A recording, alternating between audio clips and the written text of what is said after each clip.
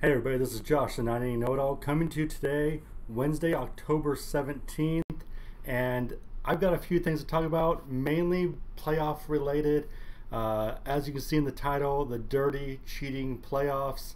It is getting a little absurd with a few things. For the most part, these playoffs have been great. You got the Dodgers Brewers series tied at 2 last night, even though offensively neither team looked good. The pitching was outstanding, going 13 innings, 2-1 ball game. That's pretty impressive. That's something that it's a big deal. You got a great playoff series. Boston is up 2-1, and that is a series that took a little bit of a turn for me last night. Not because of any game, but because of what I heard, in the news and in the media, and we'll talk about that in just a little bit. Actually, no, let's start off with that. Let's start off with the Astros, and there are rumors and stories that they are just flat out cheating. They have someone who is not on their staff and yet is a part of their staff with a cell phone recording the dugout of the opposing team and then relaying signs through claps or something of that manner to to the Astros. I think the A's have already called Major League Baseball on it before. A couple other teams have called Major League Baseball to notify them that the Astros are in fact cheating.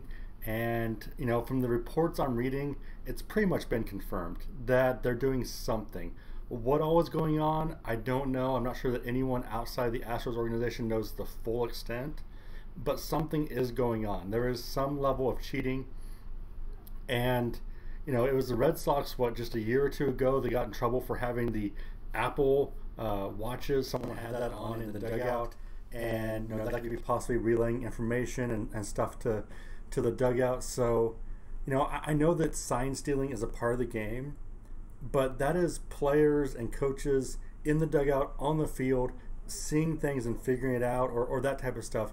It's not someone with a cell phone camera recording a dugout and watching them. That to me is absurd, and if it is true, the Astros need to be punished. They need to be punished.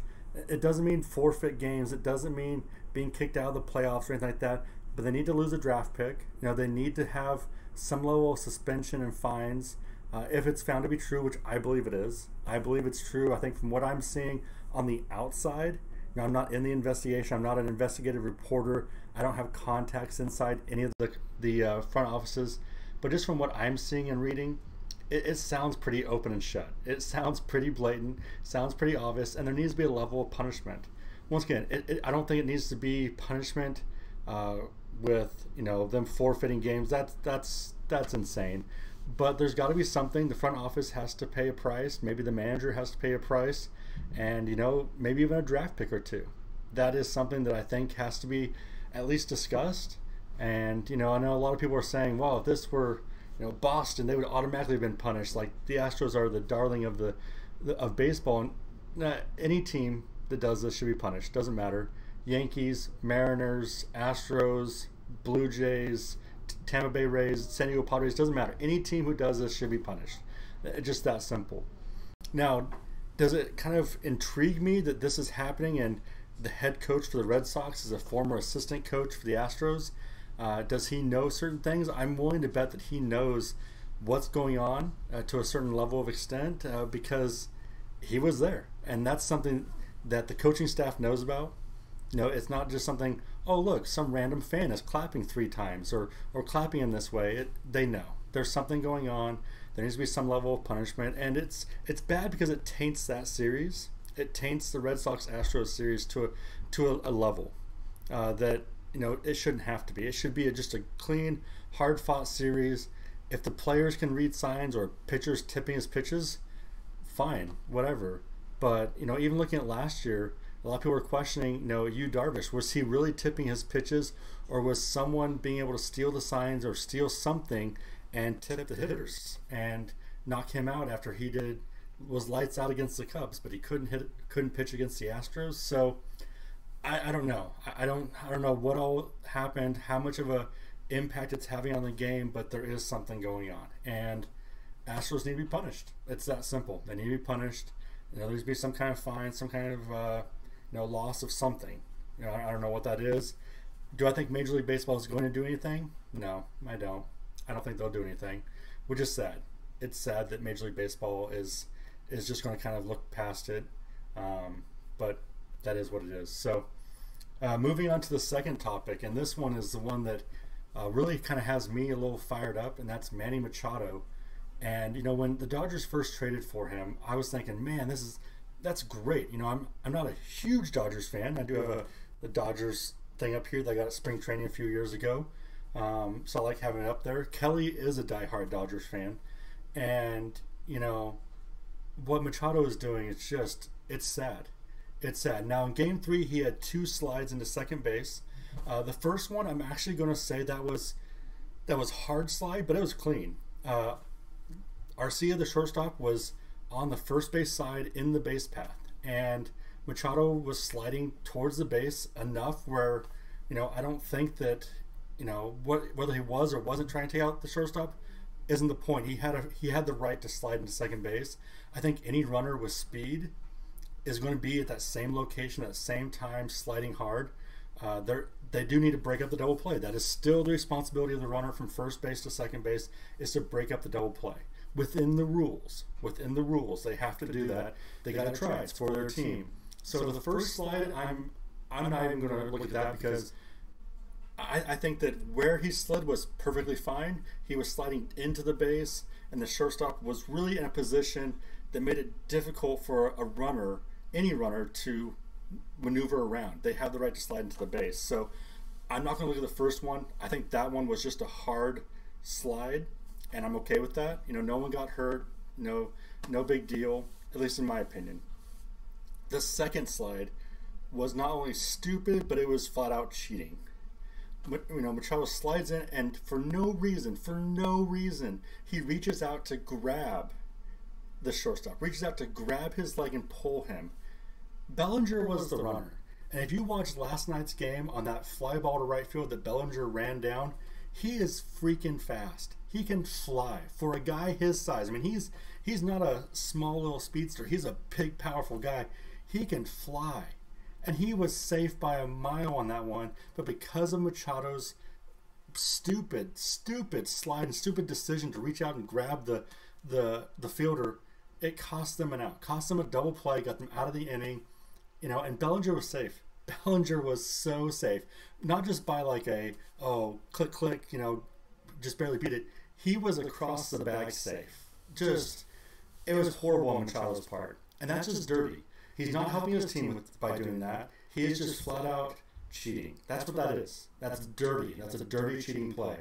And when I saw that, I was like, oh, man, maybe instincts just said, take him out. Just reflex. He didn't think about it. Just automatically did it. So for that, I was like, you know what? Stupid decision, but I'm not going to hold that against him by itself. A tough slide. The first one, like I said, the first slide, it was a hard slide, but I don't think it was a dirty slide. Maybe seeing everything put together, it's a little bit dirtier, but it still was a legitimate legal slide. The second one, not a chance. And by itself, I would have been like, you know what? He screwed up. He made a mistake. Move on. It's done. But last night, what he did at first base is not the dirtiest play I've ever seen in baseball. But it sure is close. It sure had some dirt on it that was just disgusting and gross. He intentionally dragged his left foot to clip the first baseman Aguilar, and yes, you can say Aguilar should have popped off the bag when he caught it, but I'm sorry, when a player drags his foot, it wasn't like he was running normal, his foot come up but just didn't go high enough and it caught the first baseman. When you drag your foot and sweep the leg, that's what he did. He swept the leg. That's dirty. You're trying to break an ankle. You're trying to injure a player. When you attempt to intentionally injure a player, not just sliding hard, not trying to break up a double play, when you are trying to injure a player, because he was already out. That play, he wasn't even close. He was out, it was done, it was over, and then he decided to kick the first baseman's leg. I mean, that's what it is. He tried to kick him, succeeded, thank goodness no one got hurt. Well, it would have been okay if Machado would have gotten hurt, but this is just drives me nuts because everybody was so excited for Manny Machado to go to the Dodgers, and now I'm looking at that and I'm going, as much as I like the Dodgers, I like the players on the Dodgers team. All those guys have been really cool at like spring training and at games, signing autographs, interacting with fans. I'm starting to lean towards being a Brewers fan this series and just root for them because that is dirty. I know that not every player on the Dodgers is like that. A lot of the guys on the Dodgers team are awesome individuals. They play hard, they play clean, and I have a lot of respect for them. A lot of respect for the way they've resurrected their careers. Justin Turner at third base, Max Muncy with what he's done. He's come out of nowhere. Chris Taylor, he came through the Mariners system, and I thought he was done. He goes down there, and suddenly he has a career that is pretty strong. But Machado, he's got to go. He's got to go. My initial thought when they got him was, hey, that's awesome. If they can convince Seager to move to second base and have Turner, Machado, Seager, Bellinger at first, man, that infield would be just powerful. But now I'm thinking, let him go. Let him go to the Yankees. Let him go somewhere else and just tarnish his name. Because I think he lost money. I think he lost money doing what he did last night. The slides, owners and general managers will go, okay, he slid hard, who cares? But when you talk about intentionally trying to injure a guy, there are some owners who will be like, no, I don't want that. There'll be some general managers, I don't want that. And especially after Machado even said the other night is, I don't hustle. It's not a part of my game. What? You don't hustle? You're in the playoffs. You're fighting for a World Series and you don't hustle? So, yeah, I'm done with Machado. I really was hoping he'd be a cool guy. I really was hoping that he'd be a great player. But when you look at his past of throwing the bat, Josh Donaldson and other things he's done, yeah, I'm ready for him to be done. I'm ready for him to be, go off in the sunset and stop playing because he's not helpful for the game of baseball. He does not help the game. He does not improve the game. He hinders the game. And that's, you guys who follow Manny know-it-all know that my goal is to grow the game, to build it, to make it stronger, to make it great, to make it the best sport in the world, hands down. And Manny Machado does not do that. He doesn't do it. He does the opposite. He hurts the game. I think in a lot of ways Chase Utley hurt the game. But I also think in a lot of ways Chase Utley helped the game. But, his slide against the Mets a few years back, that killed things. Just, he was a hard player, but he was dirty. And I don't like that. I don't like dirty players. I like hard grinders, nose to the ground. But dirty is not what I like. So it is what it is. You can't change anything. I kind of hope that Major League Baseball would suspend him for a game. If this were the regular season, good and well that he'd be getting a fastball to the head. Not even to the back, not to the ribs. It'd go high and tight. And you know what? Everyone's expecting it. I'm assuming something's going to happen. What the results will be, I don't know. I just hope that no one gets suspended because of Machado's stupid play and costs them the series. So, yeah, it is what it is. So, baseball. That's baseball. It's fun. It's exciting. You get the great players who are hustlers and fight for the right reason, and guys who have all this talent and have no idea how to hustle, no idea how to play the game the right way. So, once again, it is what it is, and so still some great series. Boston and Houston, that's going to be a great series. Milwaukee, Los Angeles already is a great series. Loving that so far. So who knows? It's going to be fun to see the outcome. I know the Dodgers got Kershaw coming up, got Buehler again. They got a lot of stuff that can happen. They got some good pitchers coming out. So we'll see what happens. We'll have to see how the series plays out.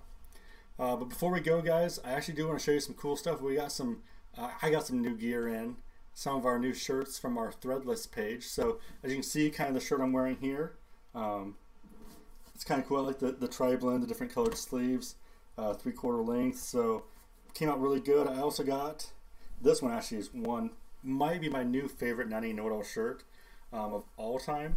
And it's the same type of thing. Got the 3/4 length sleeves, but you got the alternative logo, and it came out really good. It came out just flat out sweet. I love it. is one of my favorite logos, hands down. But I also got in two other designs, some of our brand new designs. So I've actually got one that my wife and daughter put together. It's a softball superstar. And this one's for my oldest daughter. And she's excited to wear that on weekends and for softball. She doesn't want to wear it to school necessarily because she thinks it's not as cool as Daddy does. But then for my youngest daughter, I've actually got this one. And once again, my wife designed this. And it's Born to be a Know-It-All with 98 Know-It-All's alternative logo. I love that. My daughter is definitely going to go in that this weekend. She'll be wearing it to every baseball game we go to pretty much. So I'm pumped. We got some new gear in. I also got one of the new sweatshirts in. Not a super thick sweatshirt, but you know, if you live in Wyoming, Montana, and you're hoping to buy a sweatshirt that's 98 Know-It-All to keep you warm in the snow, that's not going to do it. But if you want something for in the house in those places to keep you nice and comfortable, or you're in Arizona, California, you want something at night when it really cools off, it's a perfect sweatshirt. So it's not really thin, but it's not thick either. But all of our shirts, I'm loving our shirts. I have to admit, I was really kind of worried that they wouldn't come in very good, wouldn't look very good, but these tri-blend ones look pretty good. I also ordered in, if you guys saw yesterday's show, I had my red one on. It's actually a brand new one. The color looks outstanding. I love it. I also got an orange one because I really wanted to test out some new colors to see how things looked. So I got an orange one with the alternative logo. So yeah, I mean, I'm liking it. I'm liking the way the shirts are coming in. If you want to order a shirt or a sweatshirt or anything, we've got all the different designs on our Threadless account. If you go into the description below, you actually click on it, it'll take you there. Or if you go to the 980knowitall.com, our main website, at the top there's a choice to buy 980 Know-It-All gear. Just click on that, it'll take you there as well. It gives you all the options for our logos, and then you can go through and choose which type of shirt you want, what color you want. Tons of options. I mean, dozens and dozens of options, colors, designs, everything from hoodies to zip up sweatshirts. There's even a pair of like sweatpants where you get the logo just on the front part of the leg. I haven't bought one of those yet, but I probably will. I'm sure I will. And I also want to let you guys know, once again, yesterday I talked about Patreon, those new supporters we have. I appreciate you so much. For those of you who are thinking about being a supporter, being a Patreon supporter, man, it makes a big deal to me. Just having everything I can to be able to go to as many games, take photos, and really impact players, families, coaches, and just grow the game of baseball. It takes a lot of time, takes a lot of money. This is essentially what I'm doing for a living now. I am, doing photography. I do some social media stuff on the side as well. But really, 98 Know-It-All is what I do. It's what I do. I've been lucky. My wife has a good job, allows me to be a stay-at-home dad and do 98 Know-It-All. So, in order to keep it up, though, I got to have supporters, got to have people working with me and being there to keep us going. So, once again, to all the new Patreon supporters, thank you so much. If you're considering it, once again, link down in the description below. Click on it. Go check it out what we're doing. $2 a month, $5 a month. I mean, that's a coffee, less than a coffee. Once a month, it helps out. It makes a big deal. Helps paying for gas, helps pay for equipment so we can take photos. Just pays for all those little things that add up really quickly. And without the support, I couldn't do it. I don't have the excess of funds to be able to do it without your guys' support. So I appreciate it. Thank you very much. And ladies and gentlemen, I'm sure you'll hear back from me later on. I do need to talk about the AFL a little bit, kind of break it down for those who are thinking about going, maybe not this year, but next year. Talk a little bit about some of the more fall ball things that are going on and just some of the cool stuff going on around the Northwest. So with that, everybody, I'm Josh, the 98 Know-It-All, and I will talk to you later.